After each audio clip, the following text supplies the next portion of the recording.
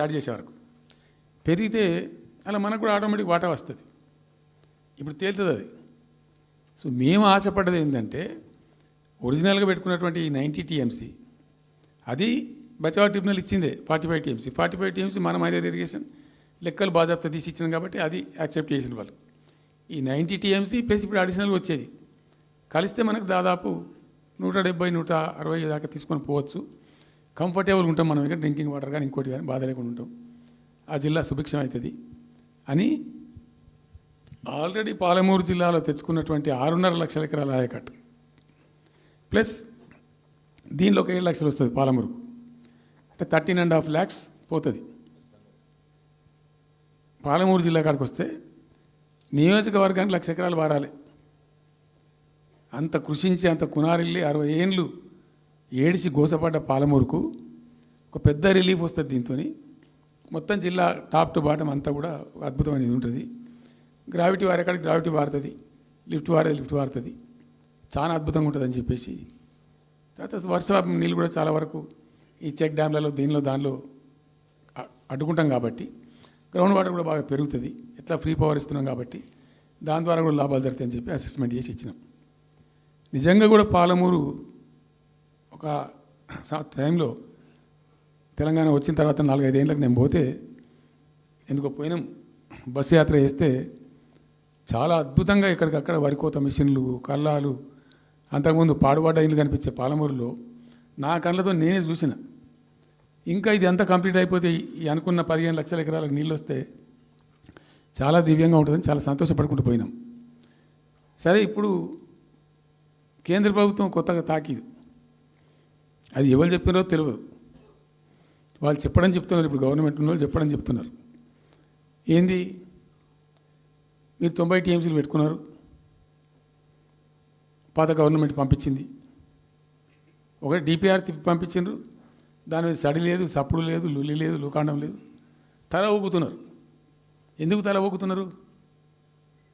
రాష్ట్ర ప్రయోజనాలు కాపాడడానికి లేకపోతే, రాష్ట్రానికి వచ్చిన నీళ్ళని కూడా కాపాడే స్థితి లేకపోతే ఇదేం దద్దమ్మ ప్రభుత్వం? ఇంత చేత కానీ ప్రభుత్వం ఉంటే ఎట్లా? నోరు లేని ప్రభుత్వం ఉంటే ఎట్లా? పెద్ద నోరు పెట్టుకొని పెద్ద గడబడి చేయాలి కదా. ఒక 10 టీఎంసీలు పోతేనే ఒక్కొక్క రాష్ట్రం ఎక్కడ దగ్గర పోయి కొట్లాడతారు. ఇవాళ మొత్తం డిపిఆర్ఏ పంపించి ప్రాజెక్ట్ని ఆగం చేసే పరిస్థితి వస్తే సప్పుడు లేదు ఒకటి. రెండవది, ఇప్పుడేం చేసిండ్రు, ఇరిగేషన్ మంత్రి లెటర్ రాసిండు. వాడు చెప్పిండా చెప్పలేదా భగవంతుని గారికి 45 టీఎంసీలు ఇవ్వండి మాకు అనుమతి అని చెప్పి. ఎట్లా రాస్తావు నాకు అర్థం కాదు. నువ్వు ఏ ముఖం పెట్టుకొని రాస్తావు? ఇదో ప్రభుత్వమా? ఉన్న వస్త్రానికి పోతే అనవస్త్రం పోయింది అన్నట్టు ఉన్నది కూడా కొట్టుకుంటారు ఎవడన్నా. ఎవరై నీళ్ళు అవి ఆల్రెడీ బచావ్ ట్రిబ్యునల్ తీర్మానంలో ఇచ్చింది. దాన్ని కర్ణాటక వాడుతుంది, అటు మహారాష్ట్ర వాడుతుంది. వాళ్ళ లెక్కల్లో చూపెడుతున్నారు వాళ్ళు. ఆల్మట్టి డ్యాంలో వినియోగంలో చూపెడుతున్నారు వాళ్ళు. మాకు వచ్చిన 21 టీఎంసీ మేము ఇక్కడ వాడుతున్నామని చెప్పి. ఆ 2 ఎగువ రాష్ట్రాలు వాడుతుంటే ఇక్కడ వచ్చి మనకు వచ్చినటువంటిది బాజాప్తా అది కూడా ట్రిబ్యునలే కదా, బచావత్ కూడా ట్రిబ్యునలే కదా. ఆ ట్రిబ్యునల్ తీర్పు ద్వారా వచ్చిన 45 టీఎంసీ నువ్వు ఎందుకు ఆపుతున్నావు? ఇప్పుడు ఇదో రాష్ట్ర ప్రభుత్వమా? అసలు ప్రభుత్వం ఉందా? నిద్రపోతున్నారా? ఇంతసేపు రియల్ ఎస్టేట్ దందా తప్ప ఇంకోటి లేదా? ఇల్టు భూములు ఎట్లా అమ్ముదాం, పల్టు భూములు ఎట్లా అమ్ముదాం, ఆ భూములు ఎట్లా దెబ్బ పెడదాం, ఇంత కమిషన్ కొడదాం, ఇది తప్ప రాష్ట్ర ప్రయోజనాలు, నీళ్లు, రైతులు, మనుషులు లేరా? ప్రాజెక్టులు ఎందుకు 2 ఏళ్ళ నుంచి ₹1 పెట్టలే? ఎందుకు ఒక తట్టడి మట్టి తీయలే? ఎవరు నిరోధించిన మిమ్మల్ని? ఎవరు అడ్డుపడ్డారు మీకు? ఎవరు కట్టేసారు మీ కాళ్ళను? అటు పైసా పనిచేయరు, నిష్క్రియాపరత్వంగా ఉంటారు. డిపిఆర్ పంపిస్తే సపోర్ట్ చేయరు. ఇలా చివరికి 45 టీఎంసీ అని రాస్తారు. అంటే ఏం కాబోతుంది? ఎవరు ఒత్తిడి ఉంది దీని వెనుక? ఏం కుట్ర దాగుంది ఇది? 2 ఏళ్ళ నుంచి నేను మౌనం పాటించి చూసుకుంటూ వస్తున్నాం. తప్పని పరిస్థితి నేను బయలుదేరినప్పుడు తప్పదు. అటు కేంద్రాన్ని ఎక్స్పోజ్ చేస్తాం, ఇటు రాష్ట్రాన్ని ఎండగడతాం ప్రజల మధ్యలో ఖచ్చితంగా. ఇలా మొత్తం విస్తారంగా మాట్లాడినాం, చర్చించినాం. చాలా పెద్ద ప్రజా ఉద్యమానికి శ్రీకారం చుడతాం. కంపల్సరీ పాలమూరు, రంగారెడ్డి, నల్లగొండ జిల్లాలలో గ్రామాన దానికి పోస్టర్ డిజైన్ అవుతుంది, కరపత్రం డిజైన్ అవుతుంది. ప్రజా ఉద్యమాలు చేస్తాం, పెద్ద బహిరంగ సభలు పెడతాం. నేను స్వయంగా అటెండ్ అవుతున్న బహిరంగ సభలకు. ప్రజాక్షేత్రంలో ఈ ప్రభుత్వం యొక్క నిష్క్రియాపరత్వాన్ని ఎండగడతాం. ఇప్పుడు వాయిస్ అయితే తెలంగాణకు, మరి తెలంగాణకు ఉన్న ప్రభుత్వం మాట్లాడకపోతే ఇంకెవరు మాట్లాడాలా? మాకు రెండు బాధ్యతల్ని, ఒకటి తెలంగాణ తెచ్చిన పార్టీగా, రెండవది ప్రధాన ప్రతిపక్షంగా కూడా కంపల్సరీ మా డ్యూటీ మేము చేయాలి. అందుకోసం గాను వీళ్ళు ఏదో తమాషకు మేము అదొకటి ఇదొకటి అడ్డం పొడుగు మాట్లాడి, కిరికిరి మాటలు మాట్లాడి, ఈ కారు కూతలు కూసి ఏదో చేస్తామనుకుంటే నడవదిగా. ఈ ఏళ్ళ దాకా వేరే కథ, రేపటి నుంచి వేరే తోలు తీస్తాం ఎక్కడికక్కడ. ప్రజలు ఖచ్చితంగా ఎక్కడికక్కడ నిలబెట్టే ప్రయత్నం చేస్తాం. అడుగున చెక్ చేస్తాం, ప్రతి విషయంలో చెక్ చేస్తాం. Sufficient time we have given. మేము తొందరపడి మేము ఎందుకు కనేరి అయ్యి మా ప్రభుత్వం పోయింది వీళ్ళు వచ్చింది అనేటువంటి ఒక పిచ్చి అయ్యి అట్లా మేము చేయలే, అటువంటి వాడికి పోలే. ఇష్యూల మీద పోరాడుతున్నాం, ఒకే ఫీజు రియంబర్స్ మీద పోరాడుతున్నాం, ఇంకోటి పోరాడుతున్నాం. రకరకాల భూదందాల మీద, దోపిడీ మీద, చెర్ల మీద పోరాడుతున్నాం. పార్టీ కొట్లాడుతున్నది, తప్పదు కాబట్టి కొట్లాడుతాం. ఇప్పుడు మొత్తం మొదటికే ముప్పొచ్చే పరిస్థితి ఉంది. అటు గోదావరి మీద అరాకిరి చేసి చంద్రబాబు నాయుడు, ఏపీ ప్రభుత్వం నల్లమల సాగరు, ఈ సాగరు, ఆ సాగరు, అటు గోదావరి దోపిడీ జరుగుతూ ఉంటే దాని మీద సప్పులు లేదు. ఇటు కృష్ణలో ఇంత ఘోరంగా పాలమూరు ఎత్తిపోతల మీద దీని మీద సప్పులు లేదు. మరి ఎవరి ప్రయోజనాల కోసం ఉన్నట్టు రాష్ట్ర ప్రభుత్వం? ఏం చేయడానికి ఉన్నట్టు? ఏం జరుగుతున్నట్టు రాష్ట్రంలో? కాబట్టి ఎట్టి పరిస్థితుల్లో నేనే స్వయంగా రంగంలో దిగాలనుకున్నా. దిగినం. ఈరోజు డిసిషన్ అయిపోయింది.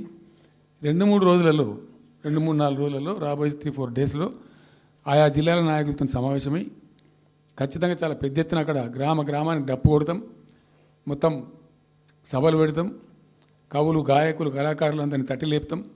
మీ పత్రికా విలేకరులను కూడా రిక్వెస్ట్ చేస్తాం. అక్కడ జరిగే అన్యాయాన్ని, ప్రజలకు జరిగేటువంటి అన్యాయాన్ని, ఈ జలదోపిని అరికట్టాలని ఈ కేంద్ర ప్రభుత్వం అవలంబిస్తున్న విధానాన్ని కూడా తప్పకుండా చేస్తాం. ఇన్ని రోజులు ఒక రకంగా పోయినాం, కానీ ఇక తప్పేటట్లేదు. ఇప్పుడు ఎవరితోనైనా సరే కొట్లాడతాం, తెలంగాణ కోసం భయపడం. యాందాకైనా పోతాం, ఈ కొండ మీద గోప అయినా సరే కొట్లాడతాం, తప్ప ఇడిచిపెట్టాం. ఇక్కడ ఏమి ముఖాలు చూసేది కానీ ఇంకోటి కానీ నైసిటీస్ ఏమి లేవు. There is no nicety at all. Will fight, డెఫినెట్గా ఫైట్ చేస్తాం. ఎందుకంటే రక్షించుకోవాలి, రాష్ట్రం యొక్క హక్కులు రక్షించుకోవాలి, నీళ్ళు రక్షించుకోవాలి, రాష్ట్ర ప్రజల ప్రయోజనాలు రక్షించుకోవాలి. ఈ విధంగా ఇప్పుడు మా కళ్ళ ముందే జరిగినటువంటి దీనిలో ఈ దుర్మార్గంలో ఎట్లా మౌనం పాటిస్తాడు కేసీఆర్? ఎందుకు మౌనంగా ఉంటాం? ఎవరి కోసం ఉంటాం? ఎందుకోసం ఉండాలి? కాబట్టి అరాకిరి ముచ్చట్లు కావు. ఇష్టం వచ్చినట్టు మాట్లాడి, ఇష్టం వచ్చినట్టు ఆల్తు ఫాల్తు కూతలు కూసి ఏదో చేస్తామంటే అది జరిగేది కాదు, జరగనీయం. రెండవది, ఈ ప్రభుత్వం కూడా సర్వభ్రష్ట ప్రభుత్వం, సర్వముల భ్రష్టమైంది.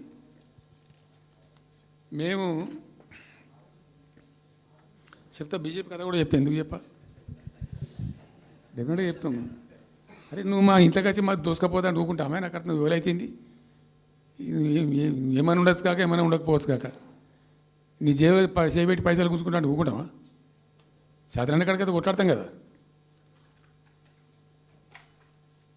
యాక్చువల్లీ ఒక పద్ధతిలో ఈ రాష్ట్రం ఒక క్రమ పద్ధతిలో మంచిగా ముందుకు పోతూ ఉంది. సంక్షేమం విషయంలో కానీ, అభివృద్ధి విషయంలో కానీ, పారిశ్రామికీకరణలో కానీ, ఐటీ రంగంలో కానీ, క్రైమ్ తగ్గించడంలో కానీ, లా అండ్ ఆర్డర్ మెయింటైన్ చేయడంలో కానీ ఒక మంచి పద్ధతిలో పోతూ ఉంది. ఇవాళ ఏందండి, జంట నగరాలలో పట్టభాగాలు నడి రోడ్డు మీద హత్యలు జరుగుతున్నాయి, అడిగే దిక్కు లేదు. మానభంగాలు జరుగుతున్నాయి, రేపులు జరుగుతున్నాయి. ఎన్సీఆర్బీ రిపోర్ట్ ప్రకారంగా 20% క్రైమ్ రేట్ పెరిగింది తెలంగాణలో. పీస్ఫుల్ స్టేట్ ఉండే, ఫ్రెండ్లీ పోలీసింగ్ ఉండే, అవన్నీ ముఖ్యమైపోతున్నాయి ఇవాళ తెలంగాణలో. చూస్తున్నాం మేము, మనం పాటించడానికి చూసుకుంటూ, గమనించుకుంటూ, రికార్డు చేసుకుంటూ అని చర్చ చేస్తున్నాం. ఎప్పటికప్పుడు పెరిగిపోయినాయి. వాగ్దానాలు ఏంటంటే వీళ్ళు చేసినాయి? మంచిగా ఉన్న ప్రజలను,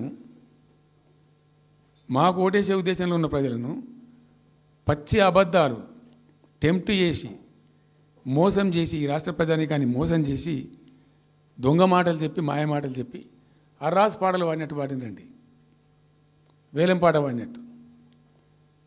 కేసీఆర్ 10,000 ఇస్తాడు రైతు బంధుకు, మేము 15,000 ఇస్తాం. మహిళలకు 2,500 ఇస్తాం. కేసీఆర్ కళ్యాణ లక్ష్మి ₹1,00,000 ఇస్తాడు, మేము తులం బంగారం కల్పిస్తాము. మీరు పెళ్లిళ్ళు చేసుకోకుండా ఆపుండ్రి. ఇదే ప్రభుత్వం మీరు చెప్పినటువంటి మాటలు పెళ్లిళ్ళు చేసుకుంటూ ఆగిపోండి.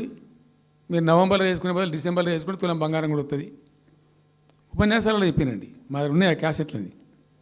ఇంకేం చెప్పినారు? పెన్షన్ తీసుకునే ముసలి వాళ్ళు ఎవరైతున్నారో నవంబర్లో తీసుకోకుండా డిసెంబర్